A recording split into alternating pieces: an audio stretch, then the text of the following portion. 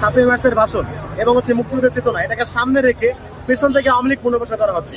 আপনারা দেখেছেন যে ছেলেটাকে ধরা হয়েছে সে কিন্তু একজন চিহ্নিত আওয়ামী লীগের সন্ত্রাসী, জুলাইতে হামলা করেছিল এবং সে মেডিকেলের মধ্যে চাঁদাবাজি সিন্ডিকেট নিয়ন্ত্রণ করে এবং হচ্ছে সে কিন্তু বিশ্ববিদ্যালয়ে ড্রপ আউট করা স্টুডেন্ট। কিন্তু তাকে সকাল থেকে মিডিয়া এমনভাবে প্রচার করছে ঢাবি শিক্ষার্থীকে 7ই মার্চের ভাষণ বাজানোর অপরাধে গ্রেপ্তার করা হয়েছে। বিষয়টা মোটেও এরকম না।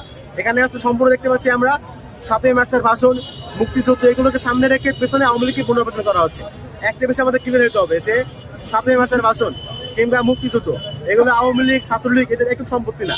মুক্তিযুদ্ধ বাংলাদেশের আপামর জনগণের। সুতরাং মুক্তিযুদ্ধকে সামনে রেখে আওয়ামী লীগের সন্ত্রাসবাদের সামনে সরলীকরণ করে আওয়ামী লীগকে ছাত্রলীগকে পুনর্বাসন করার কোনো সুযোগ আমরা দেব না। আপনারা দেখেছেন আজকে যেটা হয়েছে, আমরা যখন শুনতে পেয়েছি যে 7ই মার্চের ভাষণ এটাকে সামনে রেখে ঢাল বানিয়ে পেছন থেকে আওয়ামী লীগ পুনর্বাসন করার চেষ্টা করা হচ্ছে, তখন কিন্তু আমরা এখানে এসেছি। এসে আমরা যেটা করেছি, আমরা কিন্তু আইন নিজের তুলে নেই, আমরা কিন্তু শাহবাগ থানায় তাদেরকে সোপর্দ করেছি।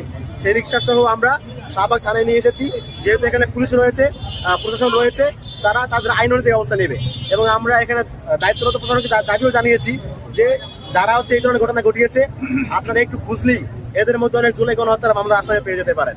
এবং হচ্ছে এরা জুলাইয়ের পর থেকে নতুন করে সব লিগাররা আর কি বিভিন্ন উসিলায় মুক্তিযুদ্ধ, 7ই মার্চের ভাষণ ইত্যাদি চেতনাকে সামনে রেখে তারা ভেতরে ভেতরে সংগঠিত হচ্ছে এবং সেই সংগঠিত হওয়ার একটা প্রক্রিয়া হিসেবেই তারা এখানে জড়ো হয়েছে।